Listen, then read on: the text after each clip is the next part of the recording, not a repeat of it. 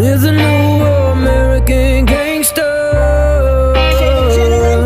'cause we speak bold, give no fuck about the haters.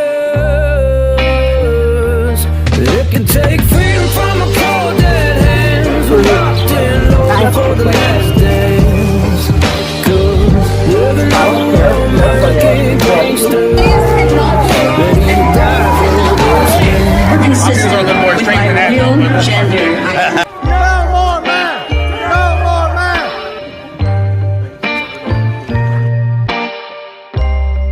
Ready to die for this land.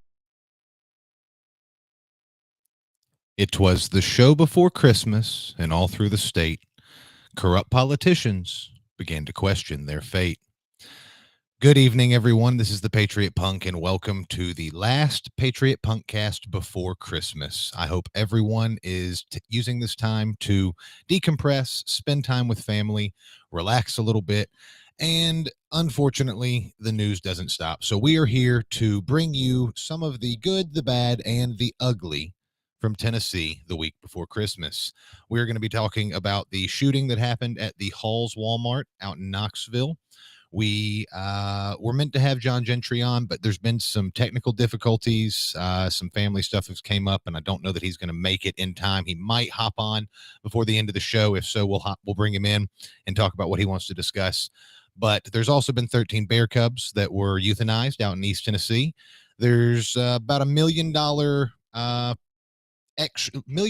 that taxpayers could have saved out in Sumner County that did not pass, and a bunch of other stuff that we want to get into. But before we get started, we want to give a special shout out to our sponsors. The first sponsor of the evening is Mid-TN Kirby. Now, the Kirby company's been around for 110 years. They've always been made in America, and they make the best equipment on the market.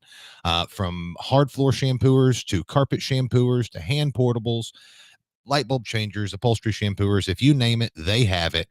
And it's all rolled into one easy-to-use product. If you schedule your preview before the new year, ask about their zero down financing on approved credit. All you have to do is click on the button at the top, says preview one today, send us a message, and I personally will get back to you.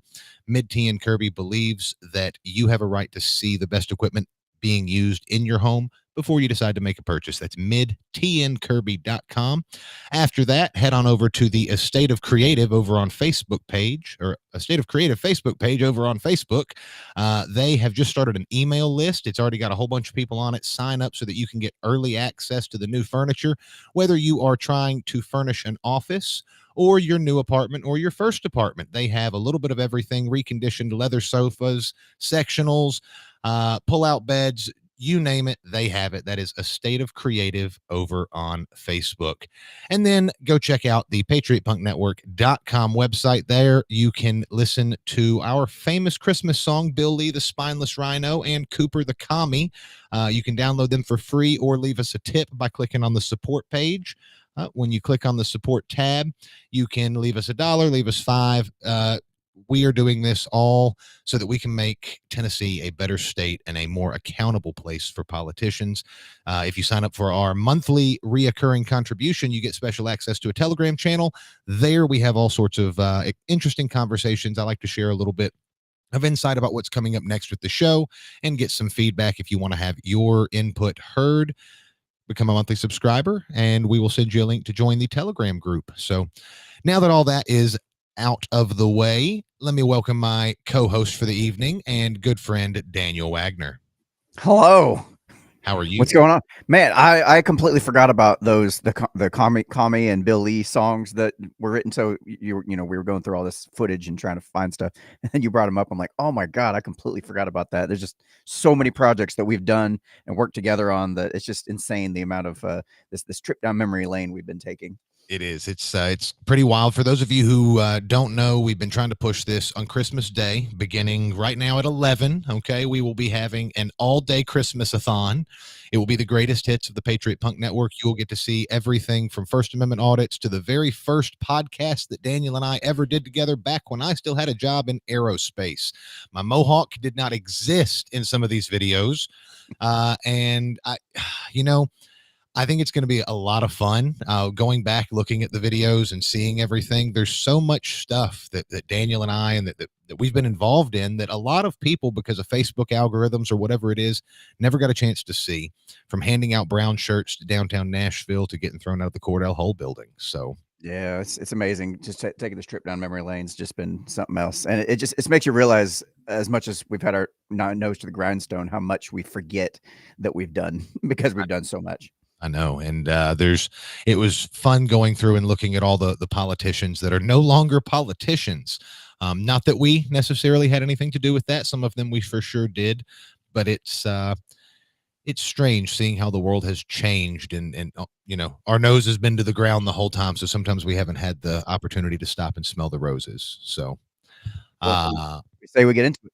absolutely. So the first story that I really want to talk about tonight is in Sumner County. Okay. And though this might sound a little bit petty, this was the perfect example of the $600 screwdriver euphemism. Have you ever heard that euphemism where people say, well, it's the government. They got $500 hamburgers, $600 screwdrivers, and $200 nails. Well, Commissioner, I think Jeremy Mansfield, and sometimes the names run together, was trying to save taxpayers of Sumner County $990,000. Now, there is a rather long Facebook post on his page. Daniel, can you, the top part, read it, but read it like with proper emphasis, because it's he took a lot of time, I think, to type this out, and he did a really good job.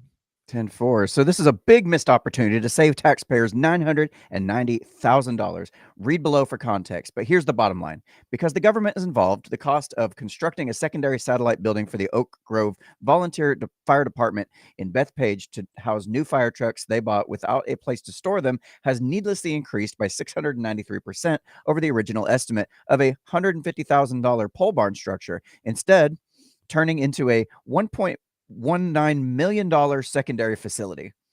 I presented a plan to save the taxpayers over $990,000 and provide a path forward for the Oak Grove Volunteer Fire Department to have the original facility they were trying to acquire in 2022. That plan, unfortunately, was rejected by a majority of the Sumner County Commission. Okay, so basically, like I said, it sounds really boring. To summarize that, he goes through and gives a background, and I'm just gonna summarize this. And if I'm wrong, please correct me in the comments. But I've read through this a few times, and it seems like this volunteer fire department got a bunch of grants, and through those grants were able to acquire one or two new vehicles, including a giant water tanker. Problem is, you can't store a water tanker outside in Tennessee when it's 19 degrees outside, because it'll freeze, and you can't not saying that you can't use a frozen block of water to put out fire, but it's a little more difficult than just aiming a hose at it. Just got some strong firemen to pick that sucker up and throw it at it. Yeah. So of course they needed to build a pole barn. And when you compare the price of a pole barn to the price of a tanker, much cheaper to buy the pole barn. They got a quote, and it was going to cost about $150,000, something big enough to store this in. Well, the government got involved, and they had to buy the $600 screwdrivers. And from what I can deduce from this article, there are stipulations about what types of structures you can build on county property, and all sorts of additional loopholes to get through. So it went up to $400,000, and then $500,000, and then by the time it was all said and done, it was $1.2 million, and they were getting an entirely new facility. And this is what I like about Commissioner Mansfield, because he comes forward and proposes a rather unique and crafty solution, and that is to donate the land to the volunteer fire department, because then it's not county property. And through doing that, you can then move money that was meant to be, so there was meant to be some kind of ARPA funding, which is like COVID relief, basically, or American Rescue Plan funding. Move some of that around, give that money to another project, take the money that was going to go into that project, and you get to keep it, and then put half of it over in, oh my goodness, you put half of it in the fund to build this pole barn, or to donate some land. You make a donation to the volunteer fire department. And the long story short is that the volunteer fire department would be free to do, without any of the government regulations other than basic codes, to build whatever structure it is that they needed. And the taxpayers wouldn't have to pay $1.190 million. So, $1,190,000. Instead, it would have cost about 200 grand. It does seem to be a recurring issue. You constantly hear about the cost of these things is going to be, oh, it's only going to be this much to the taxpayers. You're not going to need, all this extra money. And then before you know it, the budget's tripled and you're still not done with the project. You're still not getting things done. And yes, for those who are just watching, I'm having fun with Grok, making me images of sexy firemen lifting up a frozen fire truck to throw at the building, because that's what they're going to have to do out there if they don't get their damn building put together. Well, so I want to finish this off, and at the very end of the thing, it gives the yes votes. There were, it looks like 9 people. You got Chrissy Miller, Tim Jones, Matt Schoaf, I hope I pronounced that right, Jerry Becker, Bob Brown, Jeremy Mansfield, Jamie Titchener, Deborah Holmes, and David Klein. From what I understand, there were 1, maybe 2 commissioners who, because this was all thrown in last minute, what they like to do in these situations is, here's an emergency, we have to fix it right now, and there's a vote on it tomorrow, and there's 3 nonprofit groups who want to, they create a big emergency so that there's some confusion and there's pressure. We might be going through this very situation right now with the federal budget. Yes, it's the impending event close. Mm-hmm. And there might be 1 or 2 who were not quite sure whether or not they were going to be they weren't quite sure of how this was going to work, because all the money was shuffling around and stuff like that. But the rest of them are just what's the word, contrarians. I think that's what Michael Lotfi likes to use all the time. So they're contrarians, and people are just really upset that they didn't take the time to listen. But this is so typical. Everywhere you go, every big event that you see at some school board meeting, almost every single one of them was thrown on the agenda last minute, and all the ruckus you see was done so that they could buy the $600 screwdriver instead of the $6 one. It's all, and it's that money, it's that extra $594 for every screwdriver that we purchase and every project we put stuff in, that creates the industry that propagates this prophecy. So what's Jeremy Mansfield, he is the District 16th County Commissioner. Mm-hmm. Is that correct? And yes. Just based on this particular post, you have 22 comments. Is all you got. Let me bring that up. Yeah, you got 22 comments, 18 shares, and 30 reactions. It doesn't seem like either Facebook maybe just ain't showing the post or whatever, but it doesn't seem like the community is like as much in a rage as you would think they would be. I wonder if that's because they're just kind of burnt out on this stuff at this point, and they just aren't really paying that much attention. Maybe it's the holiday season and they just have too much crap to worry about, so they're kind of counting on their elected officials to be responsible with their hard-earned money. But you would think that something like this would spark more outrage in the community. I don't know what it looks like at the actual commission meetings, but if this was a school board meeting that we were getting ready to go attend, we'd have people coming out in droves ready to protest, put up signs and everything else. So I believe that they had quite a large involvement. The Sumner County Constitutional Conservatives do a pretty good job, but they've got a lot of opposition. I know that some of the more establishment members of the Sumner County Commission have connections to like the AP and to some major news outlets. And you've been dealing with the same exact thing with the state of creative. Sometimes the algorithms just say, no, we don't like you anymore. And they turn you off, basically. And it's one of the reasons we decided to do this show was because so many things rhyme in so many different counties. I guarantee you that this is not the only place. In fact, I know that this is not the only place trying to find a last-minute solution to these ARPA funds. Out in Overton County, they're trying to put a roof on the jail, I think it is, and the jail needs a new roof, but I don't know that you're allowed to spend ARPA funds on it. It might be let's say, some creative accounting or some creative wording on the needs, which is bringing that up. But it's really, it's important that we pay attention, and we need to get more people going to these meetings and putting pressure on. Yeah. And I feel like we need to find a way to keep the pressure on their staff too, whether it's through phone calls, emails, faxes, certified mail. But we have to find a way to where they actually feel the resistance. It's not just, oh, well, there's that small group of people over there that doesn't like me anyway. They need to feel the pushback, legally speaking. I want to make sure that we don't incite anything here on the internet. But I want to hear what you guys think. Do you think that they should spend $1.2 million to house the free water tankers that they got? Yeah, every time I hear you going over these stories, I'm like, man, it's like, God forbid I ever ran for office and won. I feel like I would be so frustrated all the time because it would just be constant brick walls between regulation, between rules and things you can say and can't say, and the proper procedures for everything. And not to mention the community is really kind of disengaged. And then on top of that, you're battling your other fellow, commissioners on certain subjects. It's like, it just seems like a never ending constant battle. It's just like, who wants that? Yeah. Who wants to run for that? I'm getting frustrated and just hearing it described through the stories that we cover. But good Lord, I just can't even imagine. It's a job that I don't envy, but here's the thing. If someone like me, and I, just for the record, I have no intentions of ever running for office, but if I were going to run for office, it's because I don't want to be there. And it takes someone who doesn't want to be there to go in and say, no, this isn't our responsibility. No, you're right. That is a problem. I tell you what, I'm going to use my platform. We're going to help you solve this problem.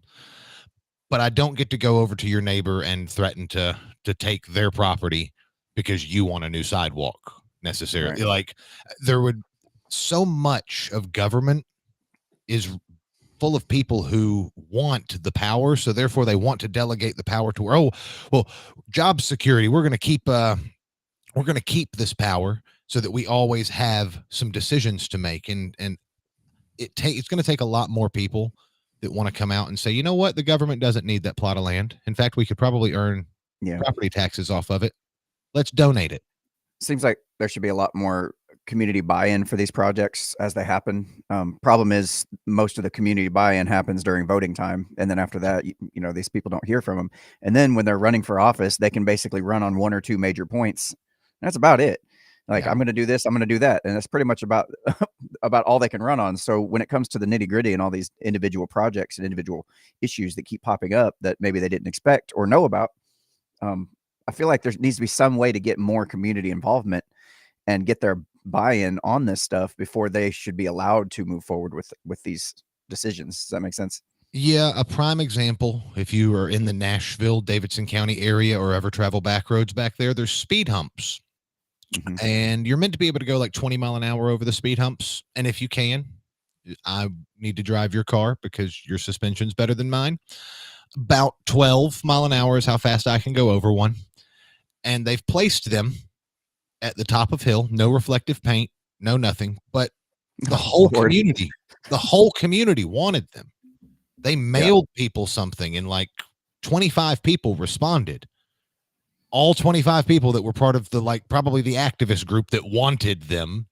Meanwhile, the 175 other people who live on the street didn't check their piece of junk mail or the survey that you mailed them.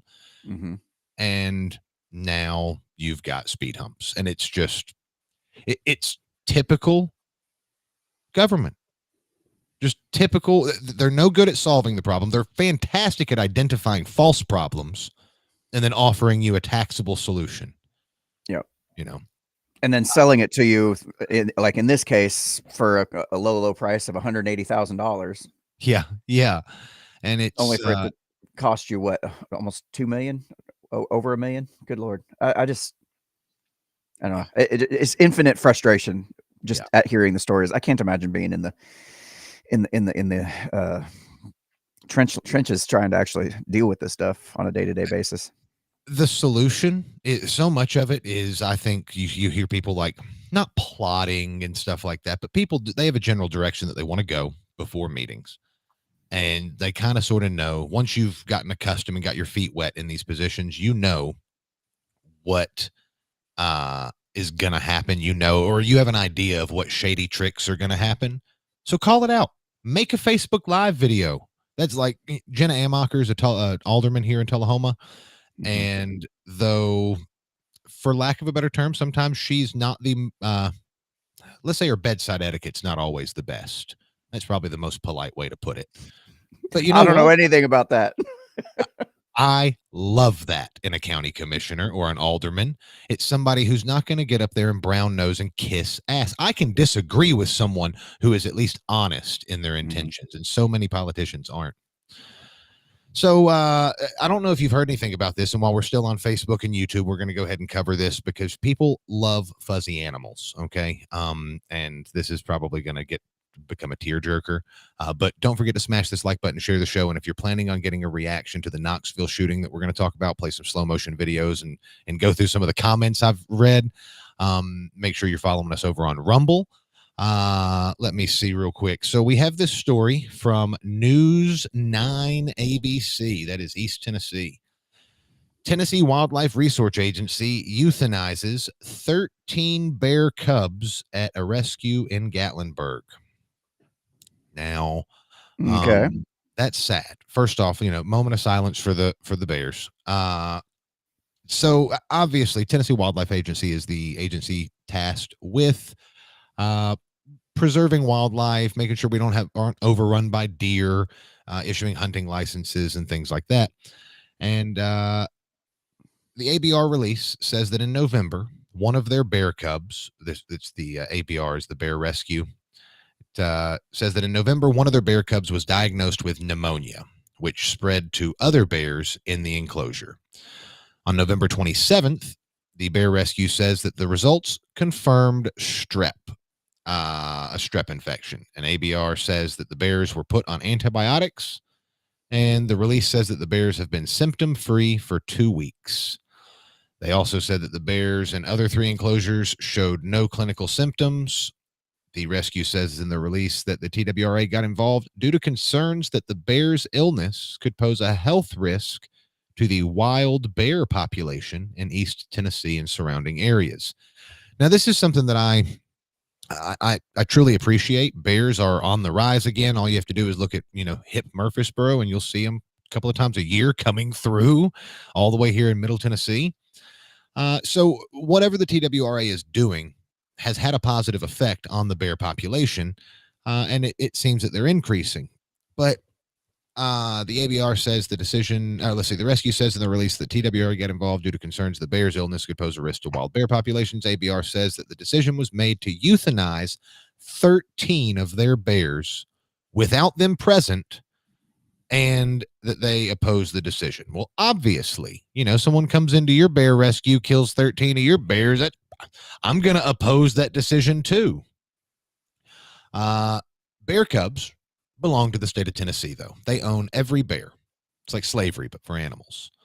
And that's such a weird line. Yeah, that they own all the bear cubs, but that is under state law, ABR says the bear cubs belong to the state of Tennessee. Now, what? I am curious. Bears have because it actually, I think, says somewhere in here that there's a large migration pattern with bears and that they cover large territories. Do they ever have like custody disputes that DCS has to get involved in between like Alabama and Tennessee over a bear cub? Like, hey, this one's from Alabama, but it's at a rescue in Tennessee. Which state has jurisdiction to go euthanize? Well, to be fair, that little bear was trying to cross state lines and go get her abortion. So we got to punish that immediately. Yeah. Oh my God.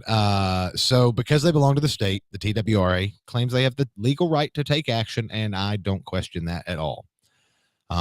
This is the most dreadful news that we've ever had to post, a quote from the ABR says.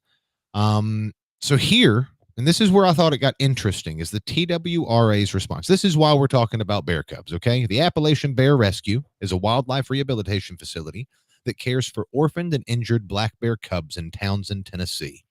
They are permitted by the TWRA to rehabilitate bear cubs from Tennessee and surrounding states. So there's obviously some kind of a custodial agreement there. Bears are usually returned to the wild after 6 to 9 months, as close to the original habitat as feasible. Well, in 2023, several bears developed pneumonia. One died and 2 were euthanized because of the disease in this facility. Although diagnostic testing was performed, definitive cause of pneumonia was not determined. So that was last year. In 2023, a clinically similar disease was identified in 2 out of 5 bears housed in the same enclosure as the 2023 case. While diagnostics have shown a potential pathogen, it is unclear if this microbe is a primary pathogen or is a combination of host, environmental, and microbial factors. The affected bears have a fence line contact with an additional 8 animals which were potentially exposed to what may be infectious pathogens. Best management practices to prevent bears and other wildlife species from exposure to infectious pathogens prohibits releasing these bears into the environment. So they've basically said, well, 1 bear died and 2 others had to be euthanized from this facility.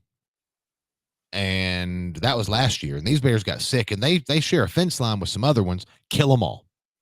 And that probably just got us kicked off Facebook or YouTube. But that's what they've just said is, unalive them all. And that's not too late for that. Yeah. Well, maybe it didn't get it. We'll see.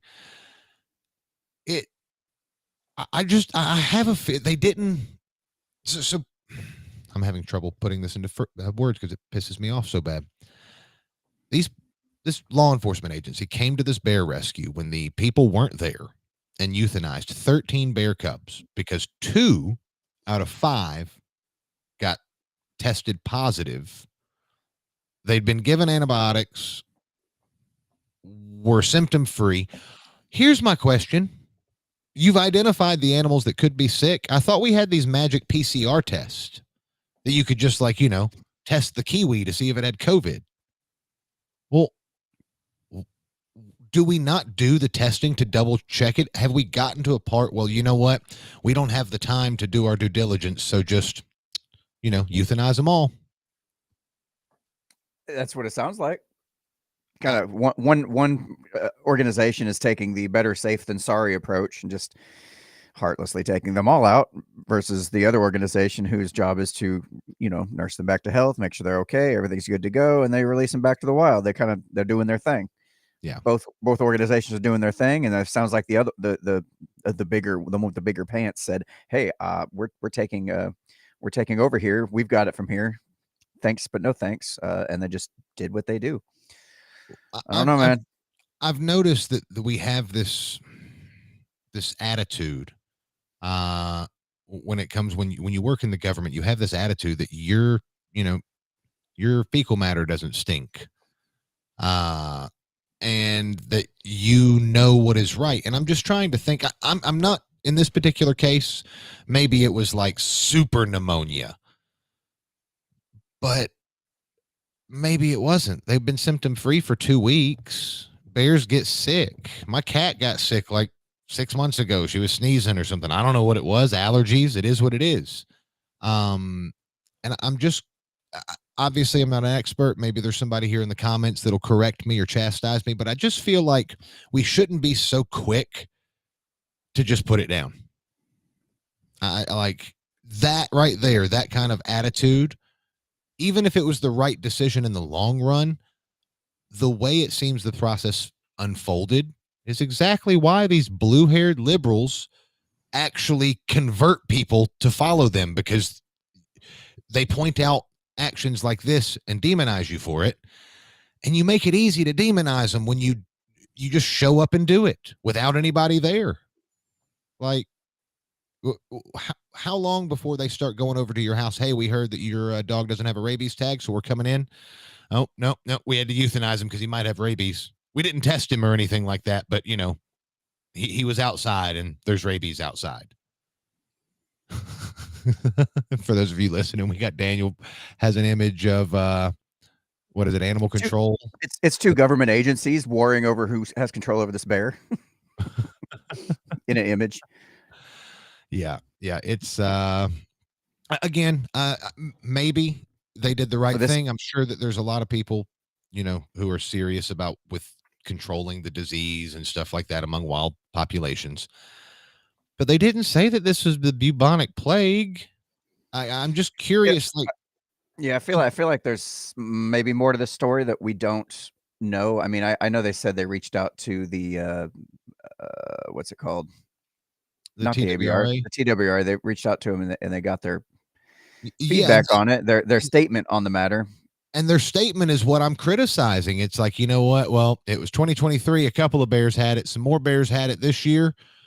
And better safe than sorry. And I get that. But it just doesn't seem like there was any well, are you sure? Oh, it almost feels like somebody reported, hey, there's a witch. And they went, oh, okay, burn her at the stake. They didn't even say, hey, do we want to throw her in the water, see if she sinks or something? They didn't even do any of those tests. They just okay, burn her at the stake. And maybe it's the way the statement's written, because it'd be easy to blame it on a biased media or something like that, like a Bleeding Heart wrote this article, but that is the statement from the TWRA. And if that's the entire statement that's written through here, I'm not, because their excuse was that they couldn't hold them through the winter. I'm going to read a little further down. Holding these bears over winter in their current location increases their likelihood for habituation, dependence on humans, and additional stress, and would make them unsuitable for release in the spring. So they might not survive if we held them a winter and let them and let them go. So just go ahead and Well, this line I got highlighted up here on the screen. Best management practices to prevent bears and other wildlife species from exposure to infectious pathogens prohibits releasing these bears into the environment. Best management practices. I mean, we know that the government in general did such a bang up job with infectious diseases. I don't know, maybe 2020 or something like that. Ring a bell. They've done such a bang up job of, knowing what to do and when to do it and how to do it, and the best practices, the best management practices for that. Might be time to go back and revisit if our decision, if these best management practices are resulting in eliminating what would otherwise be 13 perfectly healthy bears. Is there not a zoo that would like some black bears? Keep them in the facility till next year and then sell them to a zoo if they've already been conditioned to be in a habitat. Put them on my land. I'll feed them. I'll grow them and maybe have them for dinner. At least I'm sorry. Yeah. That was too far. Well, guys, we have a bunch of other stuff to talk about, including at the end of the show, we're going to be analyzing the Knoxville shooting. We've got slow motion video from the event, as well as some video from the victim they posted on the internet. But in the meantime, if you're watching on Facebook and YouTube, the content's probably going to get spicier from here on out. Make sure you hit the like and subscribe button.